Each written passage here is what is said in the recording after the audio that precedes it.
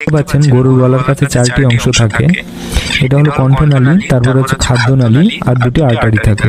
কোনো মুসলিম যখন গরু জবাই করে তখন বিসমিল্লাহি আল্লাহু আকবার বলে শুরু করতে হয় এবং এটা আবশ্যিক। এবং গরু জবাইয়ের ছুরিটাও ধারালো হওয়া জরুরি। প্রথমে যখন গরুর গলার চামড়া কাটে তখন গরু ব্যথা পায় এবং তারপর যখন এই চারটি অংশ কেটে যায় তারপর থেকে সে আর ব্যথা পায় না। চারটি অংশ কি কি?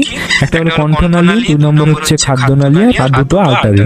চারটি অংশ কেটে যাওয়ার পর ব্যথা করে না, কারণ ওই চারটি অংশ কেটে দেওয়ার পর প্রাণীটি তার জ্ঞান হারিয়ে ফেলে।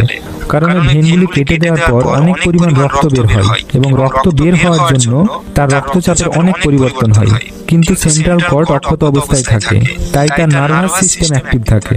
এদিকে গলার ভেনগুলো কেটে যাওয়ার জন্য ব্রেনে রক্তের প্রয়োজন হয়, ফলে গরুর ব্রেন তখন মেরুদণ্ডের মধ্যে থাকা স্পাইনাল কর্ডের মাধ্যমে হৃৎপিণ্ডকে সিগন্যাল পাঠায়। ফলে তার হৃৎপিণ্ড তখন খুব দ্রুত পাম্প করতে থাকে, অর্থাৎ দ্রুত রক্ত পাঠাতে থাকে, কিন্তু রক্ত তখন আর ব্রেনে পৌঁছায় না, বাইরে বেরিয়ে যায়।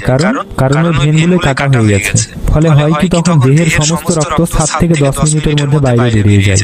তাই যখনই গরু জবাই করা হয়, গরু জবাইয়ের পর 7 থেকে 10 মিনিট গরুটিকে তার নিজের অবস্থায় ছেড়ে দেওয়া উচিত। অনেকে গরু জবাইয়ের পর তার মেরুদণ্ডের স্পাইনাল কর্টেক্সকে কেটে দেয়। তাতে হয় কি, তার হার্ট পাম্প করা বন্ধ করে দেয়, অর্থাৎ হার্ট অ্যাটাক হয়। আর হার্ট পাম্প করা বন্ধ করে দিলে শরীরের সমস্ত রক্ত বাইরে বেরিয়ে আসতে পারে না। ফলে সেই মাংস যদি ভালোভাবে রান্না না করা হয় তাহলে কিন্তু শরীরের অনেক রোগ সৃষ্টি হতে পারে। তাই সাবধান এবং সতর্ক থাকবেন, ইসলামিক পদ্ধতিতে সঠিকভাবে গরুকে জবাই করবেন।